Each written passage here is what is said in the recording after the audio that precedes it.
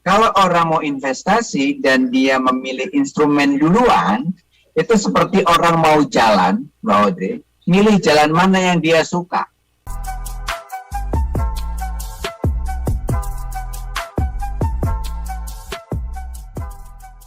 Fenomena investasi di kalangan milenial nih banyak banget ya yang mulai belajar, mulai coba-coba, mulai terjun baik dari kripto, trading, forex dan lain sebagainya. Tetapi ditakutkan juga nih small listeners ya, jangan sampai milenial nih asal ikut-ikutan aja tanpa tahu basic bagaimana financial planning ya ataupun mengelola keuangan. So pagi hari ini kita akan bahas mengenai kelola uang versus investasi di mata millennials. Oke, ini kita ngomongin generasi-generasi kita ya, Pak Teguh dan juga Mas Farouk, millennials gitu. Nah, ini kan menjadi fenomena yang cukup menarik di mana sekarang banyaknya platform ataupun instrumen investasi ya. Ini menarik mata millennials untuk melakukan investasi di berbagai platform ataupun instrumen. Nah, mungkin Pak Teguh boleh lihat dulu nih, ini fenomena ini apakah cukup baik atau mungkin agak riskan nih? Pak Teguh, silakan. Pertama, fenomena bahwa keinginan untuk berinvestasi yang meningkat sedemikian tinggi bagi milenial ini suatu kemajuan, Mbak Audrey ya, dibandingkan dengan usia-usia yang sama tapi pada masa yang lalu. Kondisinya tentu jauh berbeda dengan sekarang. Artinya apa? Untuk menciptakan masyarakat yang berorientasi pada investasi tampaknya sedikit berhasil saat ini. Okay. Hanya saja memang yang namanya kalau kendaraan itu ada gas, harus ada remnya juga, bener nggak? Kalau gas doang yang ada, ngegas aja terus bisa-bisa nyeruduk sana nyeruduk sini, bener nggak sih? Nah, demikian pula dalam hal investasi bagi kaum milenials yang secara umum usia-usia milenials, khususnya milenials awal atau generasi yang Z gitu misalkan gitu. Nah itu secara emosional masih belum begitu stabil gitu kan.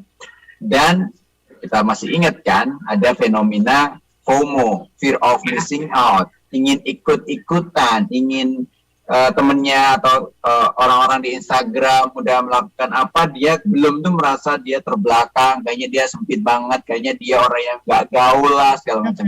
Nah, sehingga banyak akhirnya kaum milenials yang memilih investasi dengan cara bahwa dia memilih produknya duluan. Oke. Yang memilih instrumennya duluan. Ya. Kalau orang mau investasi dan dia memilih instrumen duluan, itu seperti orang mau jalan, Mbak Audrey, milih jalan mana yang dia suka.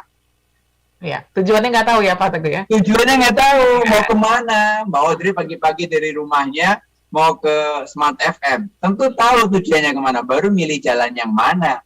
Meskipun jalan di Jagorawi itu mulus, meskipun jalan di... Kemarin saya baru nyetir ke Jawa Timur, Mbak Audrey. Oke. Itu jalan, baik jalan tol maupun jalan biasanya itu keren-keren. Ya. Di kota Jember, di kota Madiun gitu ya. Itu jalan one way, padahal ada 6 lajur, 5-6 lajur, bayangin. Itu one way.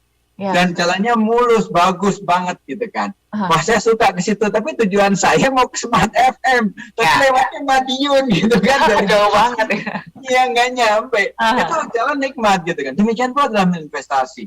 Investasi ini suatu hal yang instrumennya mungkin menarik, mungkin bagus, tapi nggak matching sama tujuan kita. Jadi nyasar. Yes. Jadi salah arah, jadi salah jalan, jadi nggak nyampe-nyampe, gitu kan. Meskipun secara produk itu keren. Nah, itulah gambaran kira-kira orang kalau mau investasi tapi miliknya instrumen duluan tanpa mengelola keuangannya duluan, tanpa tahu tujuannya duluan. Nah, yang ingin kita sampaikan pada pagi hari ini itu adalah bagaimana sih mengelola keuangan yang benar? Apakah harus investasi dan apakah harus investasi duluan? Dan kalau mau investasi harus seperti apa? Kira-kira itu Mbak Audrey. Oke, ini pastinya akan seru sekali ya. Jadi kita